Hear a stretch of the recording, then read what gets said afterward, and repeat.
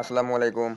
আজকে আমরা জানব বাংলাদেশের পঞ্চম প্রধান উপদেষ্টা ডক্টর মোহাম্মদ ইউনূস সম্পর্কে বিস্তারিত। তো চলুন ভিডিওটি শুরু করা যাক। বর্তমান সময়ের বাংলাদেশের রাষ্ট্রপতি মোহাম্মদ শাহাবুদ্দিন, এবং আপনারা সকলেই জানেন যে গত 5ই আগস্ট শেখ হাসিনা প্রধানমন্ত্রী হিসেবে দায়িত্ব থেকে পলায়ন করার পর বাংলাদেশের ছাত্র সমাজ, ঢাকা বিশ্ববিদ্যালয় সহ আরও অন্যান্য বিশ্ববিদ্যালয়, মেডিকেল বিশ্ববিদ্যালয় সহ জাতীয় বিশ্ববিদ্যালয়ের ছাত্ররা মিলে পরামর্শমূলক আলোচনার মাধ্যমে ডক্টর মোহাম্মদ ইউনূসকে বাংলাদেশের পঞ্চম প্রধান উপদেষ্টা মনোনীত করেন। তিনি দায়িত্ব পালন করেন 8 আগস্ট 2024 সাল থেকে। বর্তমান সময়ে তিনি আমাদের 1,47,610 স্কয়ার কিলোমিটারের বাংলাদেশের পঞ্চম প্রধান উপদেষ্টা। বাংলাদেশ এর আগে তিনি দায়িত্ব পালন করেছিলেন বাংলাদেশের 1996 সালের তত্ত্বাবধায়ক সরকারের উপদেষ্টা। কাজের মেয়াদ ছিল 30 মার্চ 1996 থেকে 23 জুন 1996। তখনকার সময় 1996 সালে রাষ্ট্রপতি ছিলেন আব্দুর রহমান বিশ্বাস, প্রধান উপদেষ্টা ছিলেন মোহাম্মদ হাবিবুর রহমান।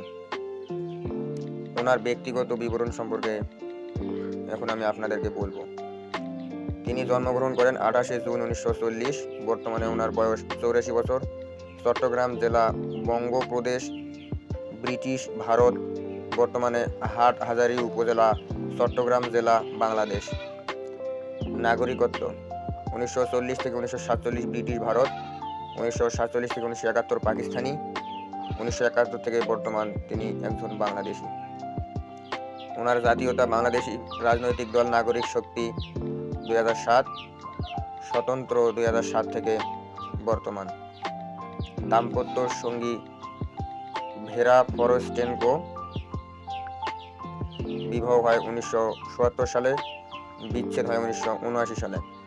আফরোজি ইউনূস, বিবাহ হয় 1983 সালে, বর্তমানে উনি জীবিত রয়েছে। সন্তান মনিকা ইউনূস, দিনা আফরোজ ইউনূস। আত্মীয় স্বজন মোহাম্মদ ইব্রাহিম, ওনার ভাই। শিক্ষা ঢাকা বিশ্ববিদ্যালয় BA MA, ভ্যান্ডারবিল্ট বিশ্ববিদ্যালয় PhD। পেশা অর্থনীতিবিদ, অধ্যাপক, উদ্যোক্তা। পুরস্কার তিনি স্বাধীনতা পুরস্কার জিতেছেন 1987 সালে, বিশ্ব খাদ্য পুরস্কার জিতেছেন 1994 সালে, গান্ধী শান্তি পুরস্কার 2000 সালে, ভলভো পরিবেশ পুরস্কার 2003 সালে, নোবেল শান্তি পুরস্কার পেয়েছেন 2006 সালে, প্রেসিডেন্সিয়াল মেডেল অফ ফ্রিডম 2009 সাল, কংগ্রেশনাল গোল্ড মেডেল 2010 সাল, অলিম্পিক লরেল 2020 সাল। এটা হচ্ছে ওনার স্বাক্ষর। মোহাম্মদ ইউনূস সম্পর্কে উচ্চশিক্ষায় দৈনিক কর্ম। বিষয় হচ্ছে অর্থনীতি, বিদ্যালয় বা ঐতিহ্য, ক্ষুদ্র ঋণ, সামাজিক ব্যবসা। প্রতিষ্ঠান চট্টগ্রাম কলেজ, চট্টগ্রাম বিশ্ববিদ্যালয়, ঢাকা বিশ্ববিদ্যালয়, middle Tennessee state university, Glasgow Caledonian বিশ্ববিদ্যালয়। উল্লেখযোগ্য কাজ উদাহরণ গ্রামীণ ব্যাংক, ক্ষুদ্র ঋণ এবং সামাজিক ব্যবসা। 2012 সালে তিনি স্কটল্যান্ডের গ্লাসগো ক্যালেডোনিয়ান বিশ্ববিদ্যালয়ের আচার্য হন এবং 2018 সাল পর্যন্ত এই পদে অধিষ্ঠিত ছিলেন। এর আগে তিনি চট্টগ্রাম বিশ্ববিদ্যালয়ের অর্থনীতি বিভাগের অধ্যাপক ছিলেন। তিনি তার অর্থকর্ম সম্পর্কিত বেশ কয়েকটি বই প্রকাশ করেছিলেন। তিনি গ্রামীণ ফাউন্ডেশনের প্রতিষ্ঠাতা, বোর্ড সদস্য, যা ক্ষুদ্র ঋণকে সহায়তা করে থাকে। তিনি 1998 থেকে 2021 সাল পর্যন্ত জাতিসংঘ ফাউন্ডেশনের পরিচালনা পরিষদেও দায়িত্ব পালন করেন। 2022 সালে তিনি ইলেকট্রনিক স্পোর্টস এর উন্নয়নের জন্য স্পোর্টস আন্দোলন অংশ হিসেবে গ্লোবাল স্পোর্টস ফেডারেশনের সাথে অংশীদারিত্ব করেছিলেন। 2024 সালে 5 আগস্ট অসহযোগ আন্দোলনের ফলে সাবেক প্রধানমন্ত্রী শেখ হাসিনা পদত্যাগ করেন এবং 2024 সালের 6 আগস্ট রাষ্ট্রপতি মোহাম্মদ শাহাবুদ্দিন জাতীয় সংসদ বিলুপ্ত করার পরে শিক্ষার্থীদের দাবির ভিত্তিতে রাষ্ট্রপতি মোহাম্মদ ইউনূসকে বাংলাদেশের অন্তর্বর্তীকালীন সরকারের প্রধান হিসেবে দায়িত্ব পালনের জন্য মনোনীত করেছিলেন। রাজনৈতিক উদ্দেশ্য প্রণোদিত হিসেবে দেখা শ্রম কোড লঙ্ঘনের অভিযোগে পরের দিন আপিলে তার খালাস তাকে দেশে ফিরে আসতে এবং নিয়োগকে সহজতর করেছিল। তিনি 2024 সালে 8ই আগস্ট গণপ্রজাতন্ত্রী বাংলাদেশের অন্তর্বর্তীকালীন সরকারের প্রধান উপদেষ্টা হিসেবে দায়িত্বভার গ্রহণ করেন।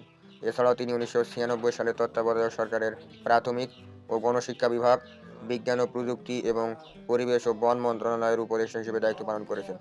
2024 সালে বিশ্বের সবচেয়ে প্রভাবশালী 500 জন মুসলিম তালিকায় তার নাম উঠে আসে। 2025 সালে টাইম ম্যাগাজিন তার নাম বিশ্বের সবচেয়ে প্রভাবশালী 100 জন ব্যক্তির তালিকায় অন্তর্ভুক্ত করেন।